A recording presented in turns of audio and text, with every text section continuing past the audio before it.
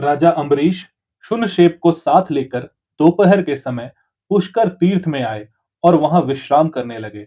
जब वे विश्राम करने लगे, उस समय शून्यशेप ज्येष्ठ पुष्कर में आकर ऋषियों के साथ तपस्या करते हुए अपने मामा विश्वामित्र से मिला। वह अत्यंत आतुर एवं दीन हो रहा था। उसके मुख पर विषाद छा गया था।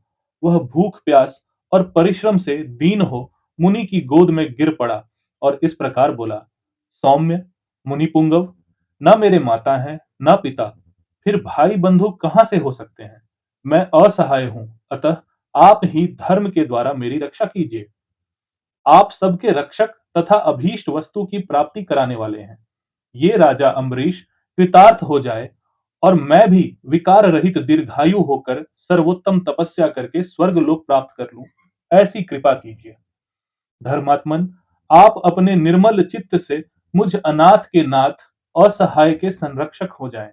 जैसे पिता अपने पुत्र की रक्षा करता है, उसी प्रकार आप मुझे इस पाप मूलक विपत्ति से बचाइए। शून्यशेप की वह बात सुनकर विश्वामित्र अपने पुत्रों से इस प्रकार बोले: बच्चों, शुभ की अभिलाषा रखने वाले पिता जिस पारलौकिक हित के उद्देश्य से पुत्रों को जन्म देते हैं, उसकी पूर्ति का समय आ गया है। यह बालक मुनि कुमार मुझसे अपनी रक्षा चाहता है।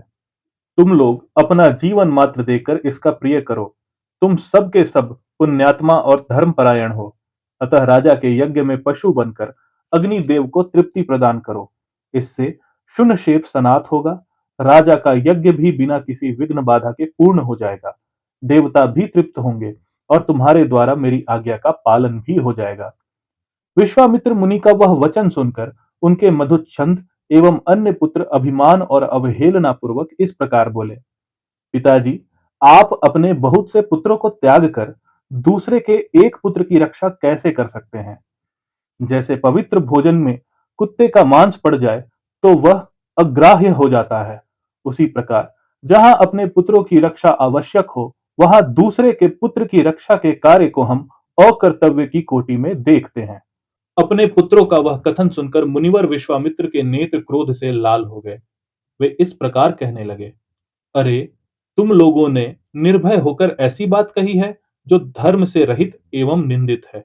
मेरी आज्ञा का उल्लंघन करके जो यह दारुण और रोमांचकारी बात तुमने मुंह से निकाली है, इस अपराध के कारण तुम सब लोग भी वशिष्ठ के पुत्रों की भांति कुत्ते का मांस खाने वाली मुष्टिक जैसी जातियों में जन्म लेकर पूरे 1000 वर्षों तक इस पृथ्वी पर रहोगे।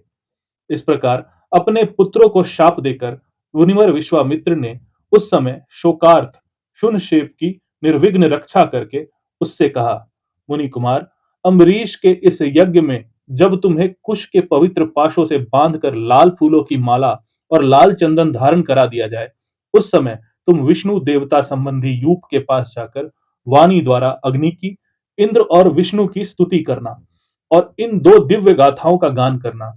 इससे तुम मनोवांछित सिद्धि प्राप्त कर लोगे। शून्यशेप ने एकाग्रचित्त होकर उन दोनों गाथाओं को ग्रहण किया और अम्बरीश के पास जाकर उनसे शीघ्रता पूर्वक कहा: राजेंद्र, अब हम दोनों शीघ्र चले। आप यज्ञ की दीक्षा ले और यज्ञ कार्य संपन्न करें। ऋषि कुमार का वह वचन सुनकर राजा अम्बरीश आलस्य छोड़ हर्ष से उत्फुल्ल हो शीघ्रता पूर्वक यज्ञशाला में गए। वहां सदस्य की अनुमति ले राजा अम्बरीश ने शून्यशेप को कुश के पवित्र पाश से बांधकर उसे पशु के लक्षण से संपन्न कर दिया और यज्ञ पशु को लाल वस्त्र पहनाकर यूप में बांध दिया। बंधे हुए मुनि के पुत्र शून्यशेप ने इंद्र और उपेंद्र, इन दोनों देवताओं की यथावत स्तुति की। उस रहस्य भूत स्तुति से संतुष्ट होकर सहस्त्र नेत्रधारी इंद्र बड़े प्रसन्न हुए।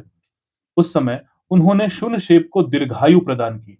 राजा अम्बरीश ने देवराज इंद्र की कृपा से उस यज्ञ का बहुगुण संपन्न उत्तम फल प्राप्त किया। इसके बाद महातपस्वी धर्मात्मा विश्वामित्र ने भी पुष्कर तीर्थ में पुनः 1000 वर्षों की तीव्र तपस्या की। इस प्रकार श्री वाल्मीकि निर्मित आर्ष रामायण आदि काव्य के बाल कांड में 62वां सर्ग पूरा हुआ। जय श्री राम।